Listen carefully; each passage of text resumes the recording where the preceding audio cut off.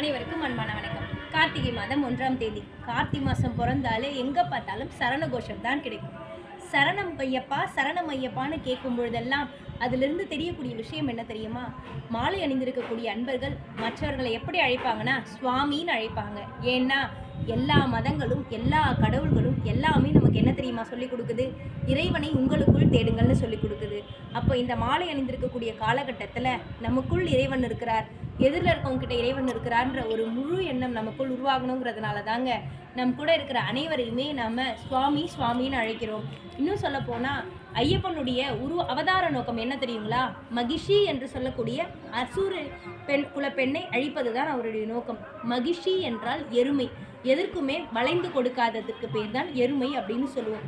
நம் மனதில் இருக்கக்கூடிய அந்த ஆத்மாவை சுத்தப்படுத்தாமல் அதற்கு மேலே இருக்கக்கூடிய அந்த மகிழ்ச்சி, அதாவது எருமை போன்ற கடினமாக இருக்கக்கூடிய எண்ணங்களை எல்லாம் அகற்றி முறையாக விரதமிருந்து 18 படியை நோக்கி சென்று இறைவனை சுவாமியே சரணமையப்பா என்று ஆத்மார்த்தமாக வணங்கும் பொழுது ஐயப்பன் நம் குறைகளை எல்லாம் தீர்த்து வைப்பார்னு இன்றைக்கும் நம்பப்படுது.